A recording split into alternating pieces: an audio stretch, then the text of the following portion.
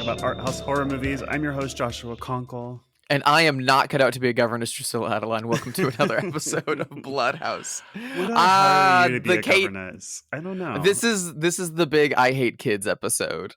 Yeah, this is like a grand entry in the fuck them kids subgenre of horror films for sure.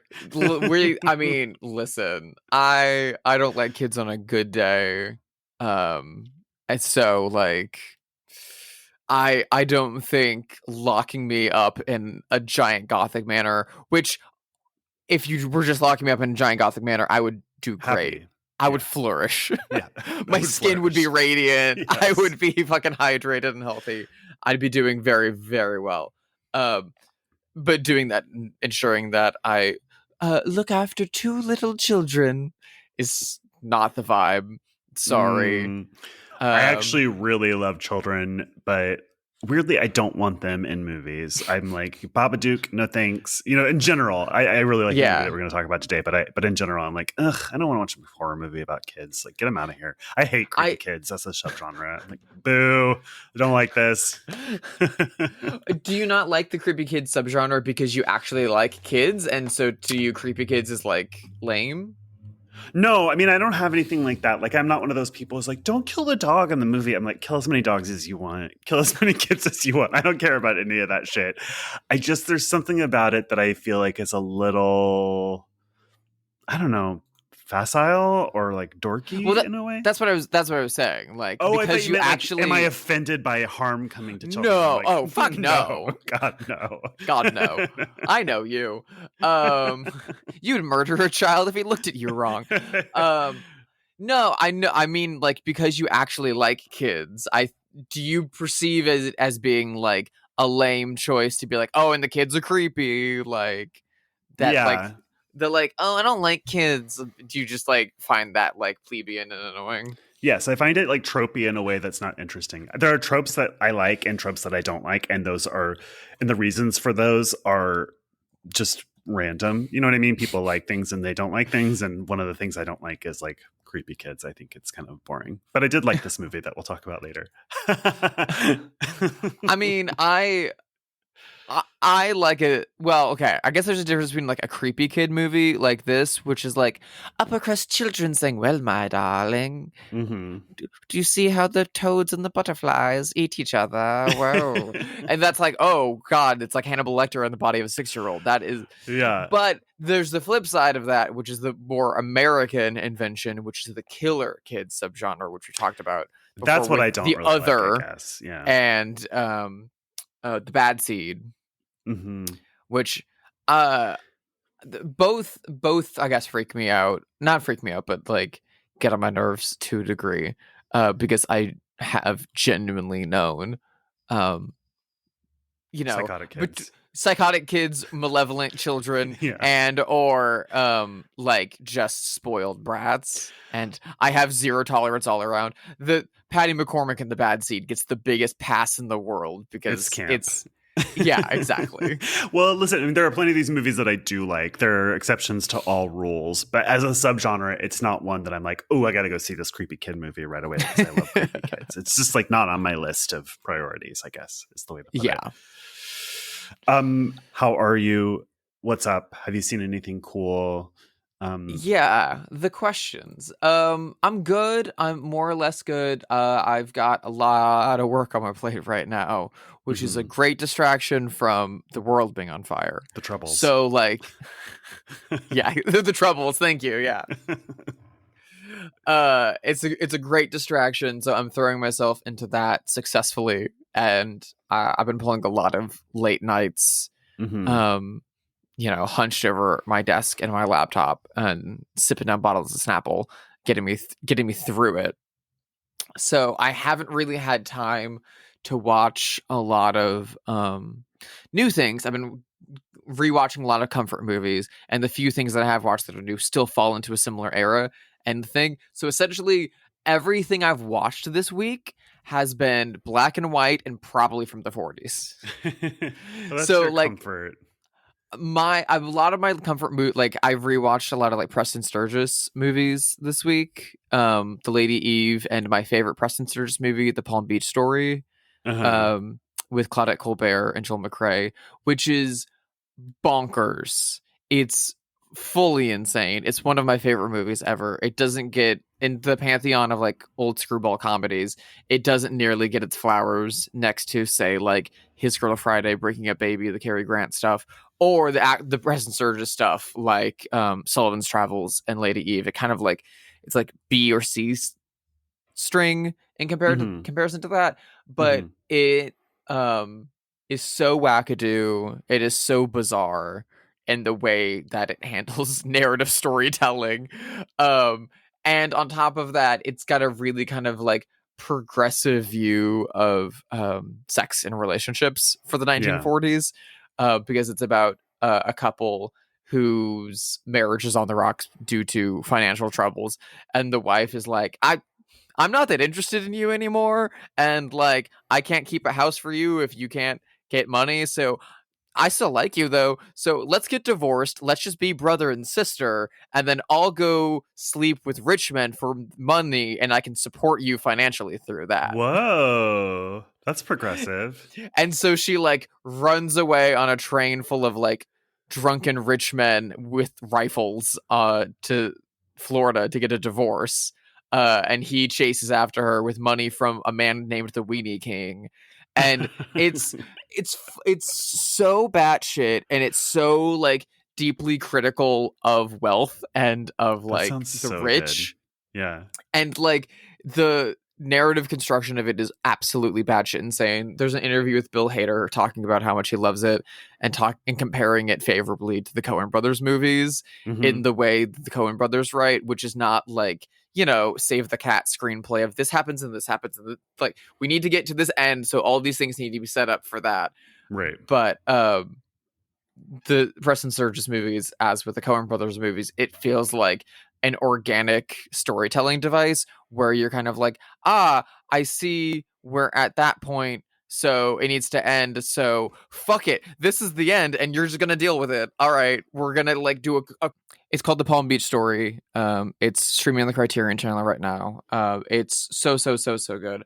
I watched that. I rewatched another Claudette Colbert screwball that I love called Midnight, with Don Amici and John Barrymore, just super charming and romantic. And then I've been watching a lot of old Hitchcock movies too, like Saboteur and The Lady Vanishes. So like, again, all of this is like black and white, and it's like weirdly also parallels a time when fascism was rising to power.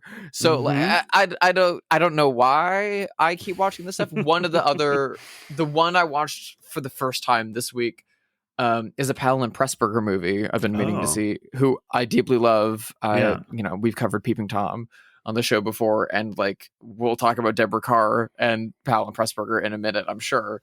But it was like a really small kind of like chamber drama noir film they did during the war about people working in the war and the effects of the war on like an alcoholic man who like works in the War Department defusing bombs.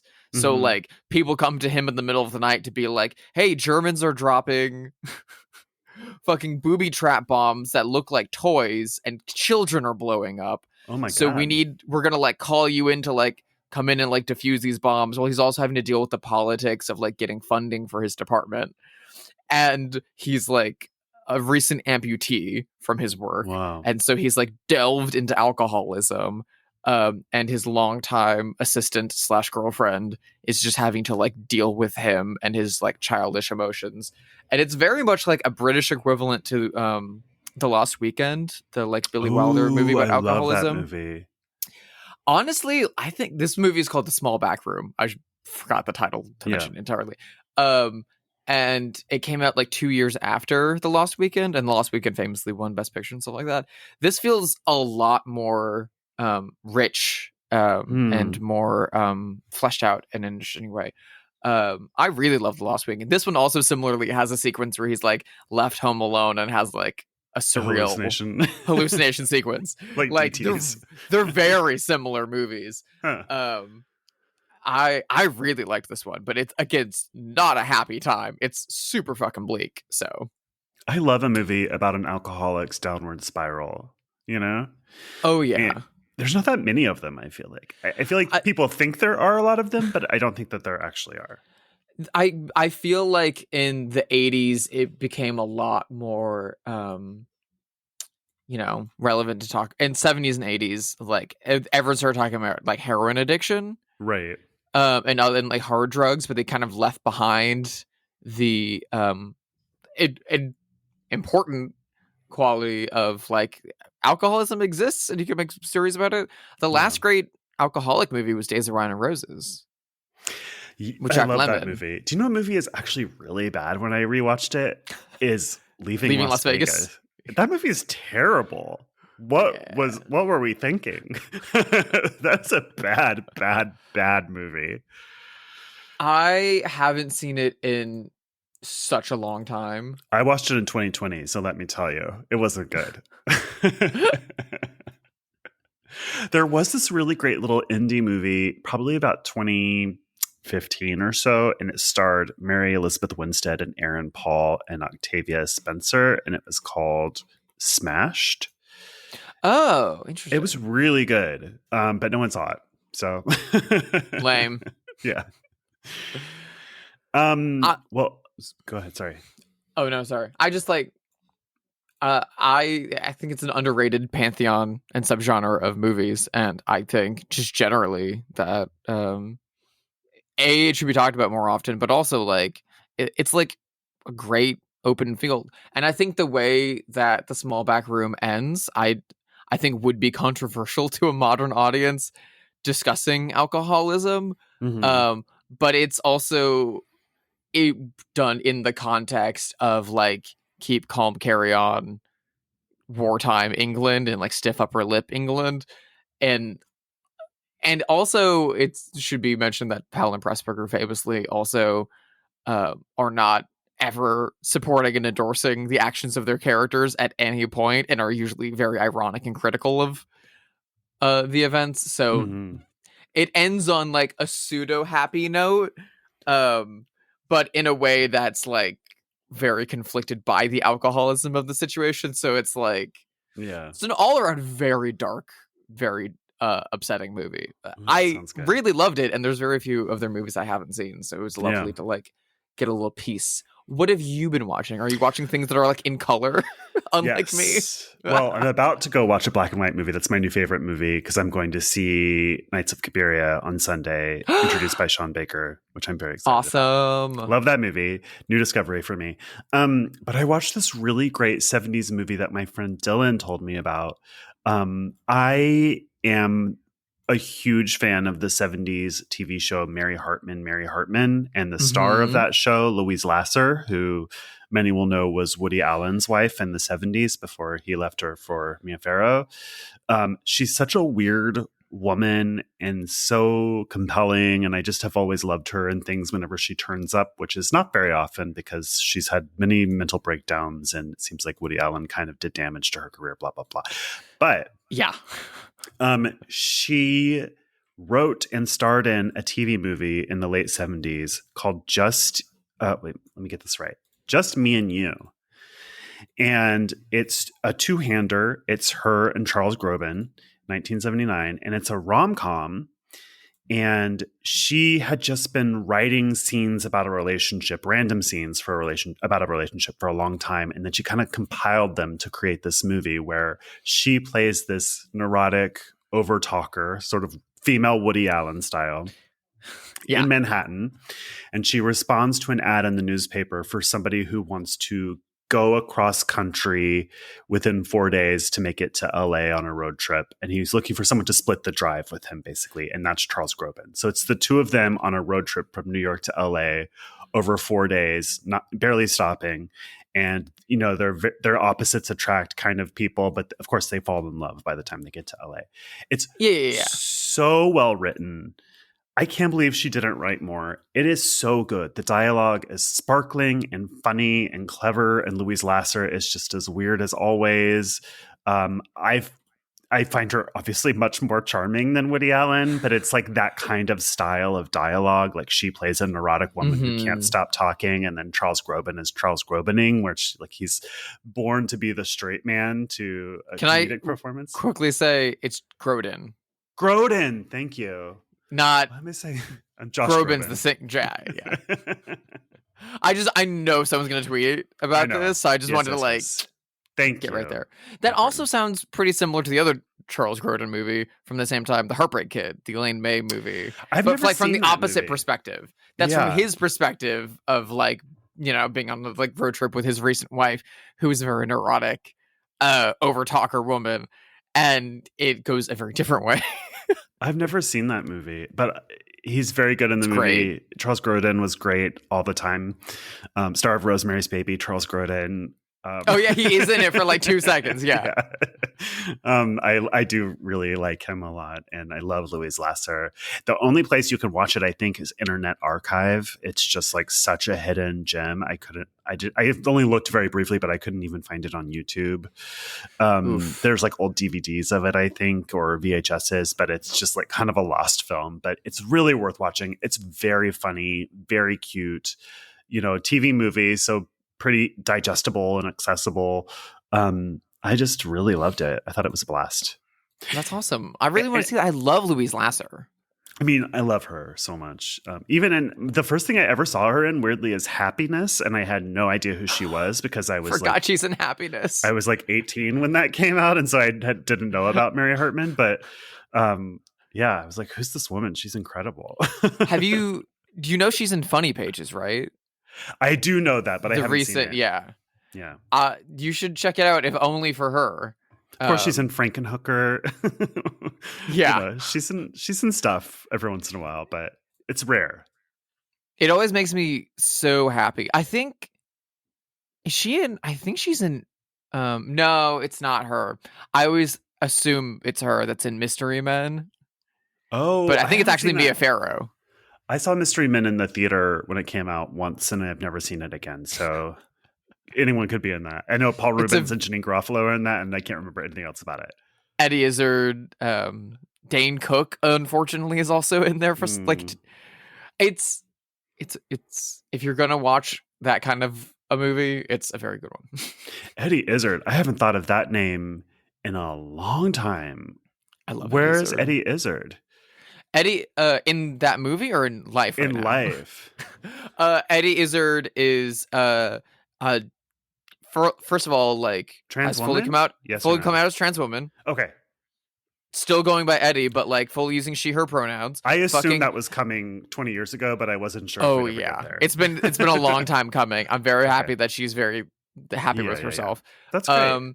Has been doing a lot of political activism work in England. I think she ran for public office, and I think attained public office. Oh wow! And also recently did I don't know if it even got a US release, but a pseudo gothic modern update on Hammer's Dr. Jekyll and Sister Hyde for Contemporary Hammer Studios. Really? Yeah. Oh my god, that's awesome. I think it's just called Dr. Jekyll or something like that. Yeah. But it didn't. I don't know, maybe I might have to cut this, but Fangoria hired me to write a piece on the original Dr. Jekyll and Sister Hyde that they were going to either put in the magazine or on their website in conjunction with the release of the Eddie Izzard one, and it's just never come out. Oh. It got a UK release, and it just hasn't gotten a US one, and so the piece I wrote for Fangoria hasn't come out either, so I'm just Interesting. Anyway, Eddie Izzard is great, and that is why I consider Ocean's 12 a trans film. Good for her. They need the help over there on Turf Island. Not that we're doing any better really over here these days, but yeah, good for her. And speaking of gothic treats, today we are watching and British films and British films. Today we are watching one of the most British gothic treatiest treats there ever was, from 1961, directed by Jack Clayton. It is The Innocents.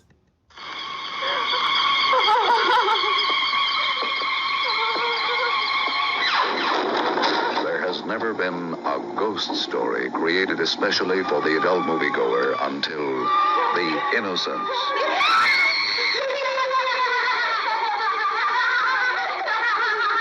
Do they ever return to possess the living? 20th Century Fox, which presented Deborah Carr in Heaven Knows Mr. Allison, and such outstanding motion picture immortals as Snake Pit, Gentleman's Agreement, and Peyton Place, now gives you The Innocents. Based on the Henry James chiller of macabre evil. Brilliantly adapted for the screen by William This is a movie that people have asked us to do for a long time. This is like a classic. This is a big banger. I've been meaning to watch this for a long time. I'd never seen it. It's one of those movies that you kind of feel like you've seen even when you haven't. Just because this story is so well entrenched in our culture. But this is a movie that you love a lot. And I was really glad to cross it off the list. I loved it. When did you first encounter this movie? So I'd actually only seen this movie one time before. I had to have been either somewhere around high school or college. I watched it on YouTube, which was the only way to see it for a minute. And I didn't like it. Really? I didn't like it the first time I saw it. And weirdly, I mentioned this before we hopped on the episode. I know there's only one version of the movie. There's not some like random other cut of the movie. There's not. There's objectively only the one version. But somewhere in my memory, this movie changed from the actual film that I watched. Because when I watched it for this, I was like midway through, I was like, I don't remember it taking this direction. And when it ended, I was like gobsmacked because I was like, I don't remember it ending like that even a little bit. I had a whole memory of like there was a lot more like literalism to the ghosts. I had remembered that there was like a really literal specific like possession, like sexuality thing to it, which there's a different version of that that's in the movie, and that it like had like a happy ending of like, well, the kids are fine now and the kids are playing in the gardens again, but we've gotten rid of those malignant spirits. I thought it like I don't know why I thought it ended like that, because holy shit, it doesn't. So I got this totally wrong. This is not a Drusilla classic at all. It wasn't. It was one that, like, you know, I had appreciated the cinematography and the I loved Deborah Carr, the performances and stuff like that. But it was one that, like, at the time that I saw it, I wasn't entrenched in Gothic films and Gothic literature. I only as so much as I was obsessed with Dracula, but that's really not part of that. And so I had no reference for Henry James. I had no reference really for Truman Capote at that point either. I had no reference for Jack Clayton. I had very little reference for Deborah Carr. And I didn't fully understand and appreciate what was going on. And so when the Mike Flanagan television large-scale adaptation of the same novel came out, Haunting of Bly Manor, I think maybe some of that mixed in with my memories, but I also remember watching Bly Manor being like, I don't know if I'm going to like this because I didn't like The Innocents, and then loving Bly Manor and be like, well, but there is a like pseudo prequel movie that's like a different adaptation of Turn of the Screw called The Nightcomers with Marlon Brando, in which Marlon Brando is playing Quint. Okay. That's like all about like before the events of The Innocents. It's bizarre, and I've seen that, and so maybe that was also mixing in with my memory, because that's not a good movie. So maybe that was mixing in with my memory of this, and I don't know what the fuck's wrong with me, because this is a goddamn masterpiece. Well, so a little background. As you've mentioned, this is an adaptation of the Henry James novella Turn of the Screw, which has been adapted many times in many different ways. But this is specifically an adaptation of William Archibald's 1950 play of Turn of the Screw, which is also called The Innocents. So the Turn of the Screw famously is written in a way where you don't know if there really are ghosts or if this governess is losing her mind. That's what's kind of makes it scary. I guess the play that William Archibald wrote made it much more explicit that there were ghosts. Yes. And then Jack Clayton didn't like that. So William Archibald originally adapted his own play into the screenplay for this. Director Jack Clayton wasn't that into that version. So he hired Truman Capote to do a rewrite on it and to make it more ambiguous and sexual and, like more cinematic. In short. That's the background. Yeah. Truman Capote also like brought back in a lot of the Gothic elements of Henry James's prose. And wrote a lot of the like most famous dialogue from this movie and added in a lot of the like Southern Gothic elements from his background that like really like all the touches of like the wilting and dying flowers. Mm-hmm. Anytime anyone sees and touches flowers, they immediately just like wilt and die. All of the weird things that Flora says are all direct from Truman Capote and aren't even remotely connected to the Henry James book, but are in spirit of the Henry James book. And it's honestly a really fascinating example of adaptation. Yeah, it's a good one, I would say. It's a good one that takes a lot of liberties, but like in the spirit of the original within the like change of medium. Like adaptation is fucking hard, and a lot of things, if you're super dogmatic, you can make a fucking bad adaptation. Yeah, I mean, because, film is a different medium than literature is, right? And so there are many examples of films that hew too closely to the original source material and are not cinematic, and it's not that good, right? Mm-hmm. Like that's one of the reasons why Kubrick's adaptation of The Shining is so much better than that miniseries, which stays much closer to the source material. That's not the only reason why one director is more talented than another director, but Kubrick completely takes huge liberties, but he understands the medium of cinema and he knows what will work and what won't. He has his own point of view and experience to inject into the project. And so that's good adaptation. Yeah, exactly. Like, I don't know. You need something else when bringing a novel to the screen, because there is inherently elements of the art of writing that don't translate, like prose being one of them. You set a tone and a mood with the way you write, and you have to find a way of intangibly translating that to the way you edit, score, shoot, and compose a film on top of the way you write the film. And the way the actors perform the film. So you like do need to be doing like the beats of the dialogue, right? You need to be capturing that, but then you need to be like changing things that don't work cinematically. Like there's a lot of shit in Stephen King's books that don't work cinematically because it's like, oh, and then the topiary comes alive and says, "Don't worry, Danny," and you're like, "That's stupid as shit." If you just looked at that, you're like, "That's dumb," and takes you out. Which you can if you watch the miniseries from the 90s. Yeah, but if you just read that in a book, they can still work for you. But like, it's a totally different thing. A great example, which I know that you don't care about or like, is Lord of the Rings, which everyone thinks that those movies hew really closely to the novels. But if you're really intimately familiar with those novels, they actually don't at all. He makes huge restructuring choices. He gives whole speeches to different characters, taking them from one character, assigning them to another character. He combines characters. He reorders things. And on top of that, the cinematic style of it is so far away from anything Tolkien would have done, like the action sequences, the way that the camera movement choices he makes, it's all very Peter Jackson and not at all Tolkien-y.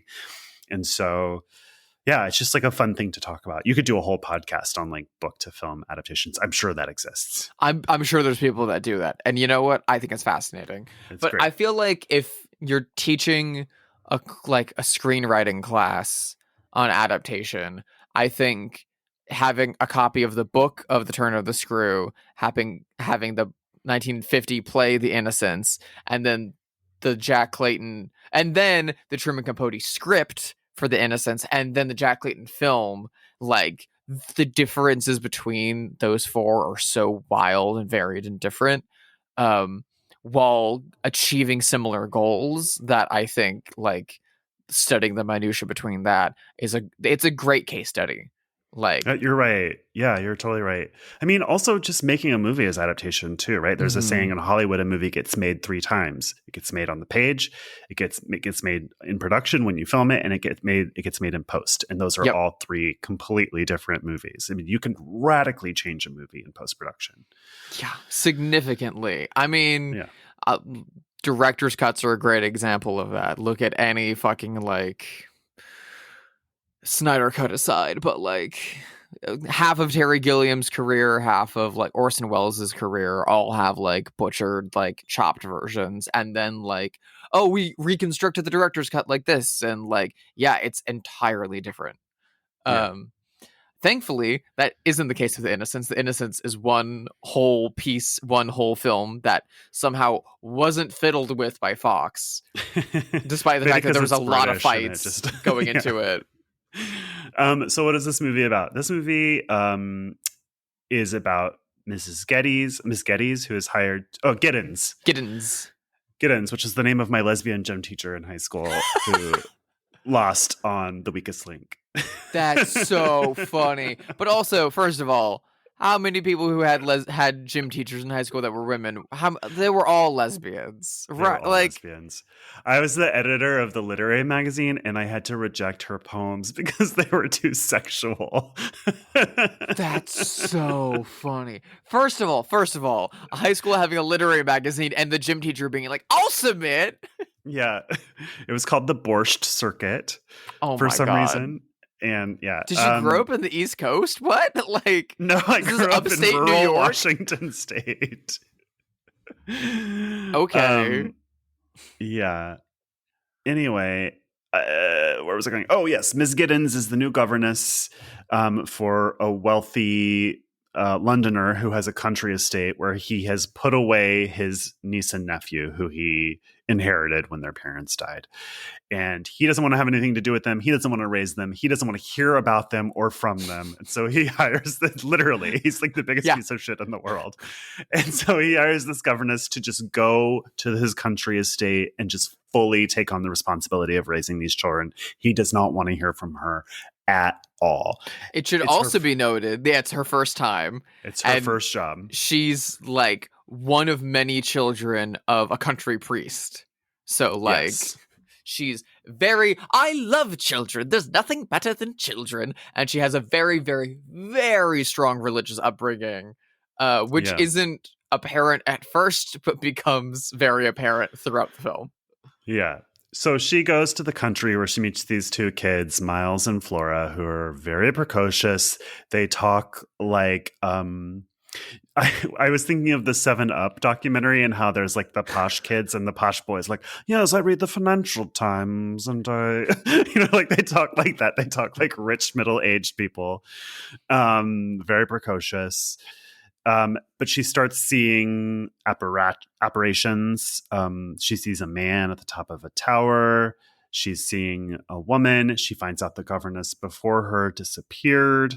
She finds out there used to be a man named Quint who may or may not have been evil that the little boy Miles worshipped. And so she starts discovering this maybe love story that happened between Quint and the former governess. And she begins to think that those ghosts are possessing the children. But we don't know if she's crazy or if this is really happening. Yeah. It's one of them. The other... It's turn of the screw. We all know it's turn of the screw. I mean, I guess the other big beat at the beginning is that she's only supposed to be taking care of Flora initially. Right. Yes, and Miles is supposed to just be at school, and she's only supposed to be dealing with the one kid. And then she gets a letter from his school forwarded by the uncle who couldn't even be fucked to open it. Yeah. Essentially, like, we don't know the contents of the letter, but it's implied that Miles is being expelled because he's a danger. He's a danger to the other students, which is in fucking sane if you know anything about like British boarding schools. Famously, like, the most vile shit goes on. Like, every single story about like kids abusing one another or being abused by teachers at British boarding schools like run a blue streak, and somehow this kid gets expelled. And also it's creepy the run up to it because Flora keeps saying, Miles is coming home. Miles is coming home. So she just knows that he's coming home for some reason, which is creepy and good. Also, so let's talk about the child actors for a second. Miles is played by Martin Stevens, who didn't really act once he grew up. He was kind of only a child actor, but he's one of the most famous creepy kid actors, not only for this, but also in Village of the Damned. Oh, is he that kid in Village of the Damned? Mm-hmm. And Pamela Franklin, who plays Flora, this was her first movie ever. She'd never been in a movie or anything like that before. This obviously made her pretty famous, but she continued acting as she grew up, and we've talked about her before because she plays the psychic in Legend of Hell House. Yeah, she's so good in that. She's the lead in that. Yeah. And she's also the lead in And Soon the Darkness. Yeah, she's so great in her 20s as like, she kind of looks like Karen O, like sort of hipster coded in the 70s. I mean, love. She has one of the most rich, like UK horror careers ever. And she's so talented and plays such radically different characters all the time. And you know what? As like an 8-year-old girl in this who's like, you know, I'm sure a lot of her performance is like just letting her be natural and be herself and being augmented by Jack Clayton. She's great. She's incredible. She's a natural. You understand why she went on to become an actress after this. Yeah, she also, I want to say, I remember from our And Soon the Darkness episode that she lives in LA, that she moved to LA in the 70s she did. and is still here. Her family owns a very famous bookstore here. But I can't remember which one. That's so awesome. She's cool. Very cool. I can totally see why this was adapted to the stage to be a play, because other than meeting the uncle for one scene at the beginning, who's played by, again, a great stage actor, Michael Redgrave, the father of Vanessa Redgrave from The Devils, it's 4 people. Yeah. It's Miss Giddens, the housekeeper, Mrs. Gross, and then Miles and Flora. And then you start to have Miss Jessel and Quint, the ghosts, but like it's a very small cast. Yeah. This has really beautiful cinematography. I really loved the vignetting. So the DP would like paint the edges of lenses so that nighttime shots felt more claustrophobic. So there's like kind of a darkness around the edges like old photographs had. The mansion where they film it is super beautiful. It's filmed in CinemaScope. So it's wide and gorgeous and beautiful black and white cinematography. It's by Freddie Francis, who also shot the also gorgeous gothic black and white cinematography of The Elephant Man. David Bowie's Elephant Man? David Lynch's The Elephant Man. Yes. Yes. David Bowie. Yeah, What's wrong with me these days? I mean, David Bowie did The Elephant Man on stage, so yeah, that's why. But yeah, Freddie Francis shot The Elephant Man because both David Lynch and Mel Brooks were giant fans of this movie. Yeah. And so when they were talking about what that movie should look like, they just both kept talking about the innocents. And they're like, well, we can get him. But Freddie Francis also, like, he had just won an Oscar for cinematography around the time they went into production on this. He shot A Room at the Top and a lot of those British New Wave movies. But he was also a director at the same time, mostly for Amicus and Hammer. So he directed Dracula Has Risen from His Grave, Tales from the Crypt, Dr. Terror's House of Horrors, Torture Garden, Evil of Frankenstein. He directed a lot of the most famous Hammer and Amicus movies. And then during that, like while making those movies, he then turned around and made this, which feels like the antithesis to those movies. But kind of related, you know what I mean? Like, it's not so far away. And he was a very talented director and clearly had a passion for this genre. And it's interesting how his directing work and his his movies where he's just a cinematographer kind of look similar, but the movies he directed are never as stylized as the movies where he's just a DP. You really get the feeling that he's both an incredible collaborator, but also like when he just has a single job to do, he throws himself into it. Apparently the movie almost didn't happen because Jack Clayton insisted the movie be in black and white, and that's the only way it would work. Fox agreed, but on but only if they would shoot it in cinemascope, the like ultra widescreen that was super popular in the early 60s as studios were fighting TV. It was very new, and it was mostly being used on like big westerns and biblical epics and stuff like that. And Jack Clayton hated it. He thought cinemascope was a fad. He thought it was stupid. He thought widescreen was boring, and that because this is like a locked-in chamber piece about one woman dealing with, you know, like, is it mental illness, is it ghosts, what's going on, that it should be a like locked-in tight frame. Tight. Yeah, and so he nearly walked away from the project, and Fox nearly like folded it until Freddie Francis like did tests for him where he was like, we can shoot it in like deep focus, so everything's constantly in focus, so you can like have depth staging with the widescreen frame. And that's when he came up with painting on the edge of the lens to like kind of bring it in like That's that clever. for him in certain scenes. And it got both parties to agree, and it got the movie to be made. And holy fucking shit, is it gorgeous. Yeah. They needed so many goddamn lights to light this fucking movie. I have no idea how they did it. To get that much in focus in black and white in like extreme widescreen, they had to be like on fire on set. I mean, the cinematography is so good in this. Whenever I think of CinemaScope, I think of Hairspray when Amber is like, don't you think you're a little fat for the show? The show's not filmed in CinemaScope. Oh yeah. It was such a fad, but like it looks gorgeous. It's more like nowadays people like Wes Anderson will do like 5 different aspect ratios in a movie to like signify time. But like they had to be inventing new processes at the time to like get more information in the frame and but it was more to like put it on bigger screens in movie houses and stuff like that. And like VistaVision and CinemaScope and all these things are like radically different processes and like produce radically different images. And like for my money, The Innocents is the single most gorgeous CinemaScope movie ever. And the really fact that it's in black and white is insane. I wish more movies could be in black and white as the choice. It's so rare that they let you do it now, and it happens every once in a while, like The Lighthouse or Girl Walks Home Alone at Night. But it's too rare. It's so beautiful, and there's something that just like can't be replicated. There's like a thing that black and white gives you that just is like that's the only choice is black and white. You know what I mean? It's like when you remake Psycho in color or Night of the Living Dead in color, just like it just misses something.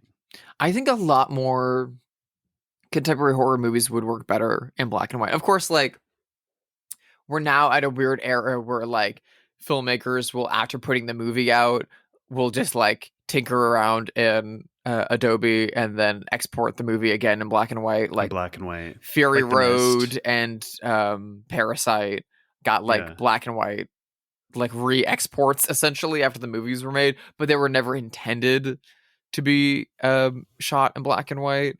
Meanwhile, like I'm very glad Robert Eggers was able to make The Lighthouse in black and white, but since he has moved up to bigger projects, both Nosferatu and The Northman are very much not in black and white. And I think I know The Innocents was one of his like signpost movies, but all of his reference films for Nosferatu are in black and white. And he was kind of like, yeah, we knew we couldn't shoot in black and white, so we had to make, you know, the very ingoat, like modern, like black and white in color. Yeah. Which is the same way the Wachowskis talk about Bound, which is like very inspired by film noir. And they wanted to shoot it in black and white, and they're like, fuck no. So I know that Frank Darabont wanted to make The Mist in black and white, and they wouldn't let him. But I don't know. And you can watch it in black and white, but on the release. But I'm not sure. I think it was filmed intentionally to be color. I don't think. Yeah. Yeah. So it's such a shame. Like it's entirely you like with a photography background know that like it's an entirely different way of lighting and photographing something. It's entirely lots of contrast. You have to think about shadow a lot more contrasty. And there's a lot more you can do with that, especially if you're trying to evoke something that is ethereal and from the page, or is about something that may or may not be there. Like it's a shortcut too. I mean, there's like no quicker way to set a tone and a vibe than black and white. You know what I mean? Like you're immediately there. in terms of tone and I vibe. mean, the fact that in 1961 that it was a fight for this movie to be in black and white is a little wild. I mean, like, it was a big budget A picture for 20th Century Fox, so I get why at that time black and white movies were still coming out, but they were seen as being like low rent. Yeah. If you weren't able to afford color. 10 years later, by the time Mel Brooks was making Young Frankenstein and Peter Bogdanovich were making Last Picture Show, which both came out in the early 70s, both star Cloris Leachman, and are both in black and shot in black and white on black and white film stock. Those were like, when those came out, it was a huge fucking deal that everyone was like, but I those cannot are both believe like you made a movie in black meta and white. movies, right? They're both commenting on old Hollywood in a way, and so it kind of makes sense to do black and white. Yeah, but like, I don't think they had fights about shooting those in black and white. However, the release of them being in black and white was noteworthy. Like, it was something to talk about. Like, can you believe someone did this? And again, like, The Elephant Man being in black and white in 1980 was also a fight for Lynch and Mel Brooks. But like, the concept of watching The Elephant Man in color like hurts me to my soul. It's unthinkable. Why the fuck? Like, there's I'm always like collecting old movies, and like, you recently gave me a copy of Arsenic and Old Lace on VHS, and a lot of tapes like that I have are like Ted Turner's colorized version from the late 80s, and like. I find those cute and funny for like rom-coms like that. So like I actually love those, and I really like want those because I think they're fucking weird as shit. To have the Philadelphia Story in color, but like it was never fully released. But there's clips of like they colorized Citizen Kane, and like it's fucking weird. It's super fucking weird. It doesn't work. That's a joke in Gremlins 2 in the Clamp Tower, like the announcements on the overhead system. They're like, tonight, Casablanca, but colorized and with a happier ending. On the Clamp Cable Network. Jesus. I mean, listen, in the 80s, it was all about like opening up those film library vaults and then like changing them and stomping all over them. Nowadays, it's like, we don't care. Like, who gives a shit about that stuff? Let it fall by the wayside. Or worst case scenario, let's use it to train the AI bot. Like, yeah. Anyway, ooh. What about Deborah Kerr? Anything to say about her? I don't know anything about her at all. So, but maybe you do. Oh my god, I love Deborah Kerr so much. Deborah Kerr is one of my favorite actresses. Obviously one of the rare examples of a like UK actress who like breaks out in America while still maintaining a very British film career. She's most well known, I think, to a degree, for having broken out in Powell and Pressburger movies, playing 3 roles in The Life and Death of Colonel Blimp, but I think most famously for playing the lead in Black Narcissus, the incredible film of nuns setting up a convent at the top of a mountain in the Himalayas. One of my favorite movies of all fucking time.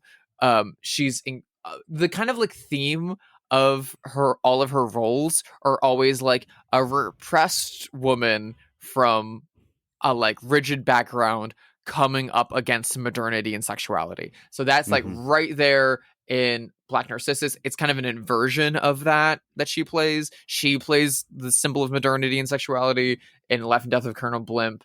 And From Here to Eternity, there's obviously that famous image of like her and Burt Lancaster macking on the beach. She has played a very similar role as the governess in The Innocents, also playing a governess in a big dresses in The King and I. She famously did a lot more controversial sexual roles in like Tea and Sympathy and Portrait of Tristesse. She did like rom-coms with Cary Grant, like The Grass is Greener. Heaven Knows Mr. Allison, where she's also playing a fucking nun again. She frequently played nuns and governesses and very like tied up women. There is another like 60s black and white British Gothic that she did that if you haven't seen it, Josh, I think you would love.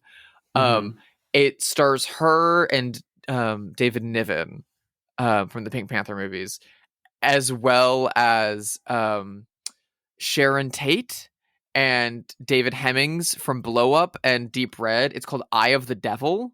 Yeah, I haven't seen that. It's really, really weirdo, bizarro, kind of like chamber British Gothic. It's also in like black and white widescreen. It's not nearly as good as The Innocents, but like there's also like a creepy brother and sister duo who may or may not be evil or possessed or something like that. I think you would like it a lot. Deborah Kerr is one of the most underrated actresses of the like 50s and 60s and into the 70s. She was Oscar nominated only a few times, never really got her flowers, and she's only just now being kind of appreciated by younger audiences who now, thanks to like access to the Criterion Channel and stuff like that, people are falling in love with the Powell and Pressburger movies and seeing like a lot more fleshed out like roles from like a middle-aged woman who's not like, she's objectively attractive, but she's not like movie star attractive in the same way that like Audrey Hepburn and Marilyn Monroe were at the time. So she got to play more complex middle-aged roles in something like Tea and Sympathy and stuff like that. And The Innocents is widely regarded to be her best performance. I think she even went on record as saying it was at least her favorite performance of hers. She's doing a lot. It's kind of a one-man show. Yeah, she's incredible in this. We should also mention the kind of fraught psychosexual angle that begins to crop up throughout the movie. Yeah. I mean, I don't have anything to say about that though. Well, I mean, to a degree, there's the backstory of like, oh yeah, the previous governess died. Whatever, we won't talk about it. And then there was a man named Quint who who was like a sadist, the housekeeper. Basically. Well, yeah, it's implied that they had some form of a BDSM relationship. Yeah, because all we know about them is what's told to us by the housekeeper, who is also a very like elderly, like locked up country woman from a certain era who talks about how she raised the uncle even. And she's like, we don't talk about such things. And the most she says is, I would hear him hitting her, and then I would catch a glimpse of them, and I would see a look in her eyes like she wanted it to happen and wanted it to happen again.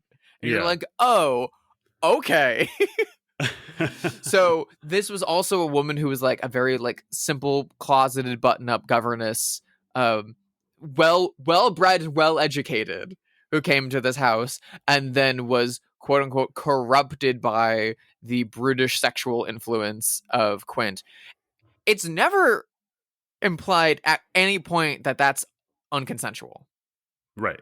At any point is it never like he beat her and she tried to get away from him, or he forced him. It's never implied that. It's implied that they fell in love and they had a fraught and complicated but consensual sexual life, which was then perceived to be harming and influencing the children. Yeah. And when Quint particularly dies, Miles, who was like in love with Quint and followed him around everywhere. Yeah. And when Quint died, which is kind of left up to be mysterious whether or not like Miles was involved. Miles is the one that found the body. And then Miss Jessel, the former governess, just like fell into a deep depression for months before she finally killed herself by drowning herself in the lake. Yeah.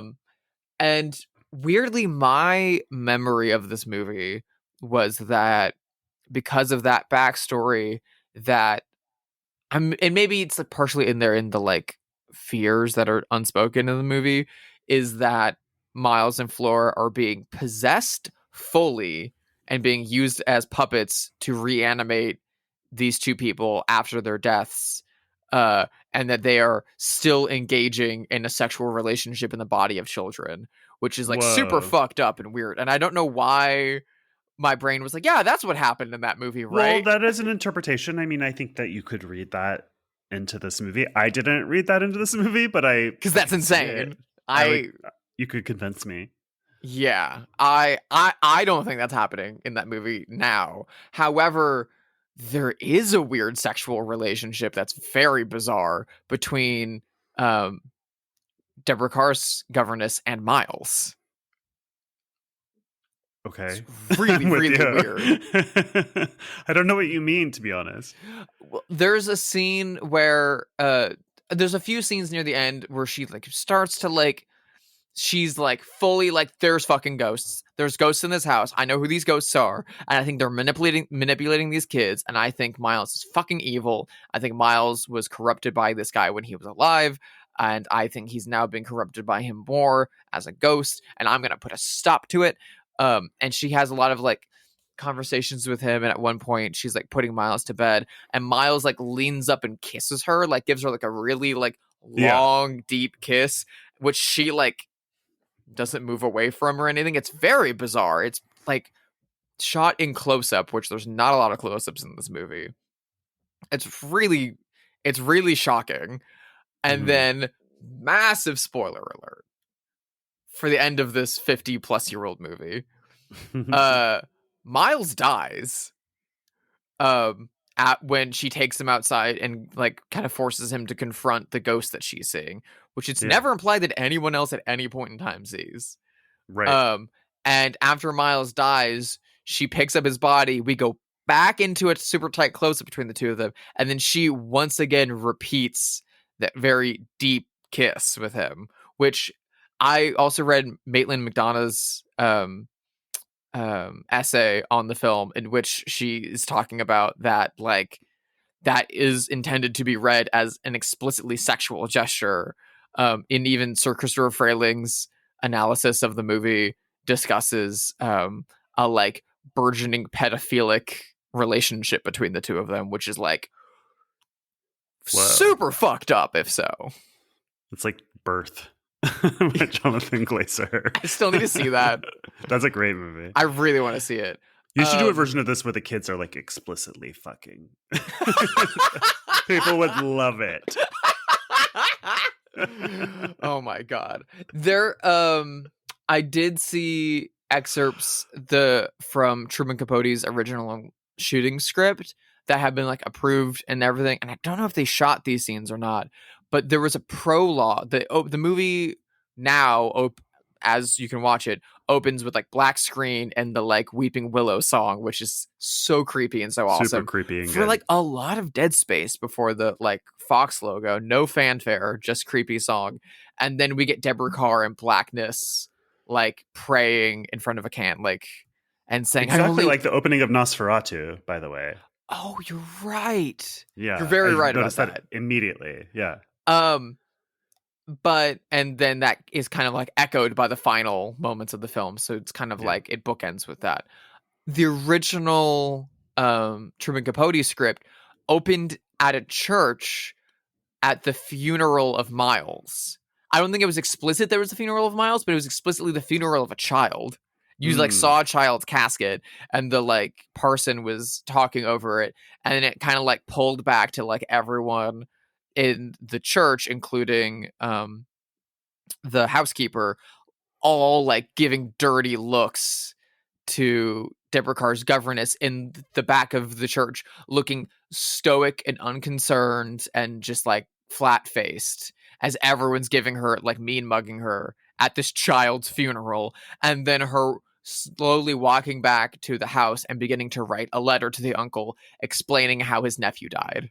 That's cool. That's a cool framing device. Which is a cool framing device, but I understand that it would then kind of like spoil the narrative and then present the whole narrative as having been a flashback and forcing it into her perspective rather than leaving it open as to whether or not it's objective or from her perspective. Which I think having that open-ended mystery like deeply helps the rewatchability and the interpretation of this movie. Well, let's play our favorite game, Have They Seen It?, where we speculate wildly whether notable figures have seen this movie. We know that Robert Eggers has seen this. David Lynch has seen this. Mel Brooks has seen this. Yeah.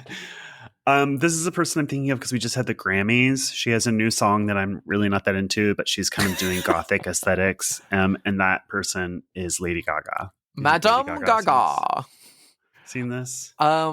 I would say, yeah. This seems like the kind of thing that She's a cinephile, right? She's a cinephile. She and Madonna are both like big cinephiles, and like it's very obvious in their work and their output. Yeah,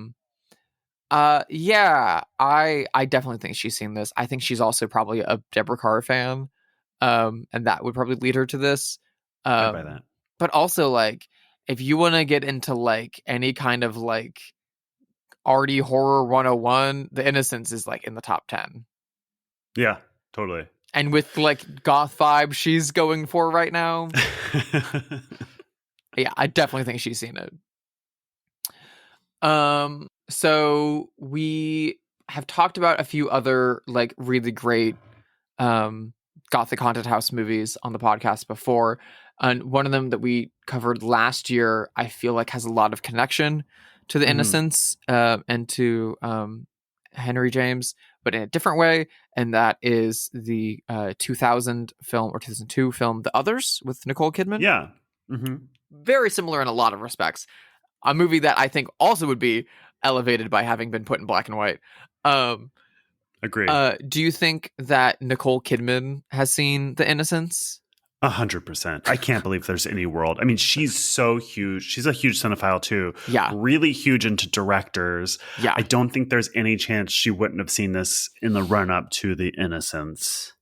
Or to the others. To the others, rather. I also like I feel like there's a kinship between her and Deborah Carr too. Like they're both like brassy redheads of a certain kind. Yeah. I think she would love this movie too. I think she would fucking like lose her mind over this. Yeah. Okay, this is probably the most famous goth director that there is, although his work has somewhat fallen off, to put it mildly. Do you think that Tim Burton has seen this movie? I thought you were going to say Dario Argento. Oh. But you know what? You could unfortunately say the same thing about both of them. Yeah. I kind of feel like maybe Tim Burton hasn't seen this movie. Is that crazy? Really? Yeah. I feel like I know, and every time I've heard Tim Burton talk about his taste, he's always talking more about Roger Corman and Mario Bava. Yeah. So The Innocents might be a little too stuffy for him. I think he's seen it. I definitely think he's seen it. I could see like him circa like 2004 pitching a remake of this with Helena Bonham Carter and Fox being like, no. Yeah. Okay, real quick then. Person with the worst eyebrows on earth, Amanda Palmer. Has she seen The Innocents? Cancelled Amanda Palmer. I'm gonna say fuck no. I canceled Amanda Palmer and her canceled husband. Yeah. I don't think so.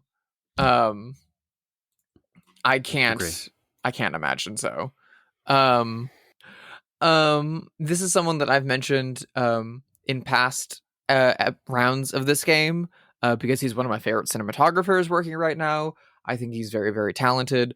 And he's just top of mind again recently because he's been one of the few industry voices slamming Emilia Perez, and I love him so much for this. While a lot of Mexican filmmakers like Guillermo del Toro are supporting that movie. I don't know if they're continuing to support it, considering things, but Rodrigo Prieto, the cinematographer of Killers of the Flower Moon and Barbie and, umpteen other things, and the director of Petra Paramo has like outright called it a racist piece of trash. And he is one of my favorite working cinematographers and filmmakers, and he is so goddamn talented, and it made me very happy to read that. Do you think that Rodrigo Prieto has seen the gorgeously lensed film The Innocents? I think so. And there is kind of like somehow a weird connection between British Gothic stuff and Mexican Gothic stuff, like kind of a lineage there. That you can see in the work of Guillermo del Toro and even like Mexican kids loving Morrissey. Do you know what I mean? Like there is a weird psychic connection between these two cultures when it comes to Gothic. The like 50s like melodrama films that Luis Buñuel made when he was living in Mexico. Specifically, he did an adaptation of Wuthering Heights in Mexico. Right. And it's the best version of Wuthering Heights. Like...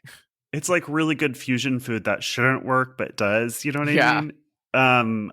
So yes, I would say yes. Also, just because he's a cinematographer and he would like probably want to learn about the best cinematography of the past. I feel like if you become a cinematographer and you want to look at like how can you lens a black and white movie or how can you like compose for widescreen, the Innocence is going to be top of your list anyway. But also anyone that's worked with Martin Scorsese that many times. Yeah, exactly. You're going to hear a lot about it. You're going to be he's going to mention this movie. Yeah. It's like if you worked with me, you're going to hear about Earth Girls Are Easy all the time. Thank you for listening to this episode of Bloodhaus. Please rate it wherever you listen to podcasts. You can email us at bloodhousepod@gmail.com. You can follow us on Instagram at bloodhousepod. Drusilla, where can people follow you? You can find me and my work over at sisterhighdesign.com. There's a lot of stuff up there. There's going to be a shit ton more coming in. I am kind of closing off my commissions for the time being, though, unfortunately. So if you are looking for work and you want to reach out to there, I'm super busy right now, so I probably won't have time to get back, but I will just give you a good recommendation and list of other amazing artists just because I'm a little off the clock. Or my plate's on the clock. My plate's a little too full, and that's, I can't speak fully to the length of it, but it'll probably last until the summer. I'm booked. But the upside of that is there's going to be a lot of things in the coming months that I will mention on the podcast that will be coming out that I'm very, very, very excited about. You can also follow me on Letterboxd if you want to track all those 40s screwballs I've been watching. If you look for Drusilla Adeline or Sister Hyde, you can follow me over there. And you can also follow me on Instagram for the time being, I guess. What about you, Josh? How can people pray to the spirit of you? I am at Joshua Conkel on Blue Sky, Letterboxd, and Instagram. Also, we do commentary, so you should pre-order our Blu-rays for both Dressed to Kill and The Long Kiss Goodnight, both of which Arrow Video is putting out. And those are available for pre-order. We're very excited about that. Yeah, they are available for pre-order now, along with the fact that I am being told that Dressed to Kill doesn't come out until next month, but I'm being told that if you order it from Arrow's website, it'll just ship immediately. You can just get it now. Oh, okay, great. I've been getting a lot of messages from people being like, hey, I got my copy a month early because they're just getting it straight from Arrow's website, which is super awesome. And you can also get the new edition of Cruising with art by me. Next week we have a very special episode because it is our 3rd anniversary. We launched on Valentine's Day 3 years ago. This episode will drop after Valentine's Day, but it's still going to be lovey-dovey themed just for the heck of it. Even though technically it's President's Day when this launches, but who gives a shit about that? Yeah, who cares about fucking presidents? Especially me. Right now. I can't believe it's been 3 years. Holy shit. It's crazy. Genuinely insane, and I can't believe all the stuff that we've done in 3 years, and thank you so much to everyone that's been listening for 3 years and letting us continue to do this. It's a treat. So we will be celebrating with 2 love stories from a director that we've mentioned a lot but never actually discussed his films on this podcast at length. A modern master, and one of these films was incredibly underrated and a big box office bomb when it came out. And then the other one won Best Picture and like a bunch of Oscars, and really like cemented him as truly one of our greatest living contemporary filmmakers. And that would be none other than Guillermo del Toro. And we will be watching gothic monster fucker double feature of Crimson Peak and The Shape of Water. Can't wait. Bye.